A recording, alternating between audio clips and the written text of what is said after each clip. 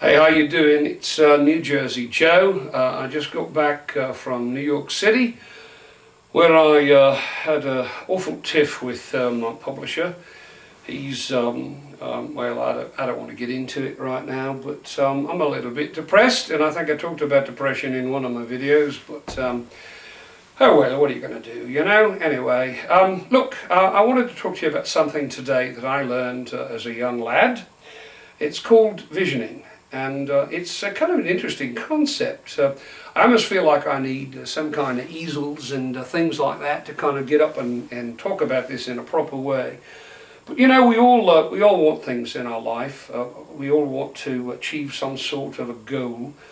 And a lot of times people will say, well, you know what, if you just have that vision in your mind, if you can see what it is that you want to reach for, then it makes it a lot easier to decide how you're going to do it, how you're going to reach for it, what are you going to do to try to reach that goal. And if you have a really firm vision and you have an understanding of what it is you really want in your life, then it's a lot easier to reach that. But there's actually some science behind that. You know, I wrote an article quite a while ago. It was actually back in the, I guess about 20 years ago, I wrote this on visioning and what visioning is and how it works.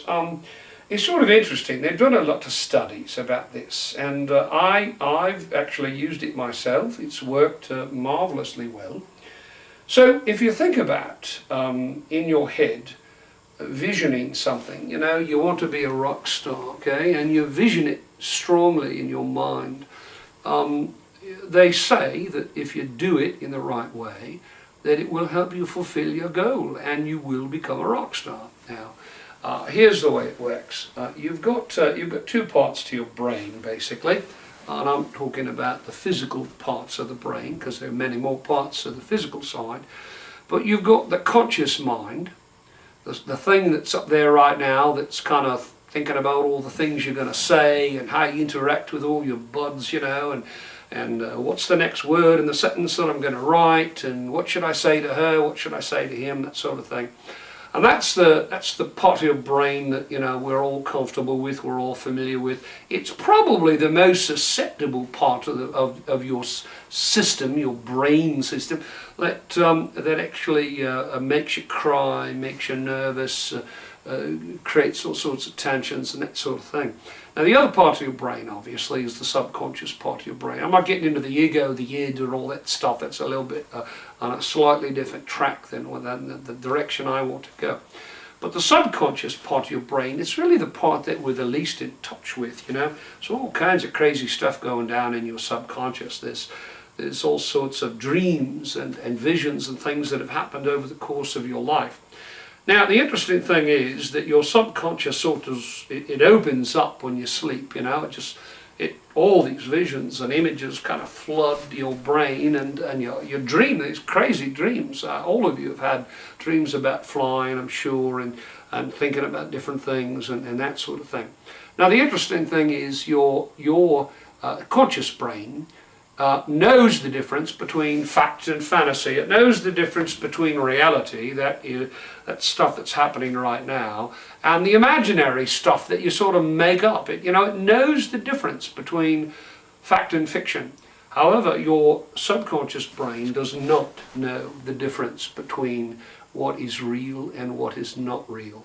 And so you can actually program your subconscious brain. So anything that you subconsciously consider, subconsciously, not intellectually now, but subconsciously, your subconscious believes it to be true. So if you dream that you were in love with Marilyn Monroe, then your subconscious believes that you were in love with Marilyn Monroe.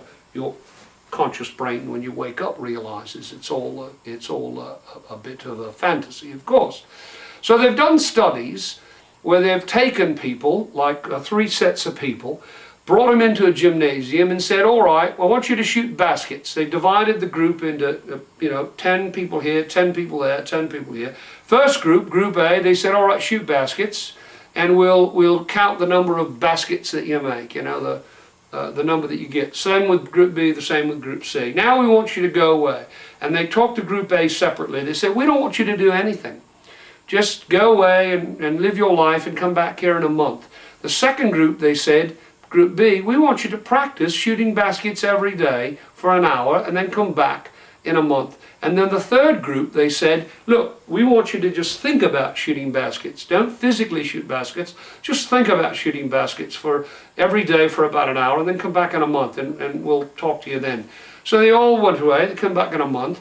And the group that didn't do anything, really, they measured them again. They shot baskets again. They didn't do very well. They did about the same as they did 30 days before. The second group, the group that actually practiced shooting baskets, did very much better. They had practiced, they got better, they had a better percentage of shooting and getting the basket, getting the ball in the basket, etc. The third group that just thought about it, envisioned themselves shooting baskets and envisioned themselves making the corrections to get the ball in the basket, they did equally as well. So what it was is they were programming their subconscious to envision themselves shooting baskets and being successful at it.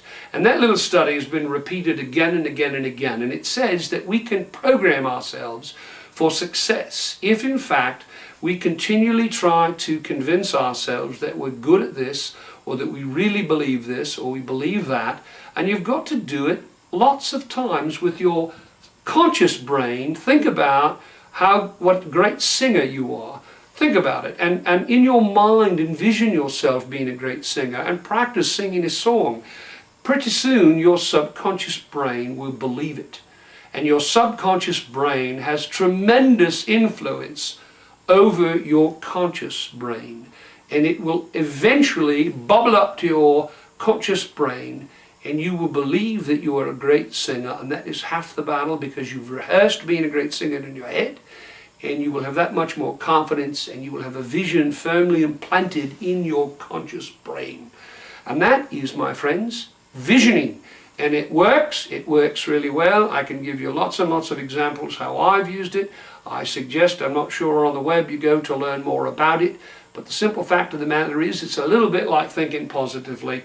The more you think positively, the more your subconscious brain begins to believe in this positive flow of energy. That influences your conscious brain, and lo and behold, you are a positive thinking person, and that's the way it should be, you know what I mean? So I hope that's been helpful. I hope it wasn't too confusing to try to rush through it. And again, this is New Jersey Joe signing off. I hope you have a great vision, and I hope you reach your goals and you're very successful. Thank you very much. Good night.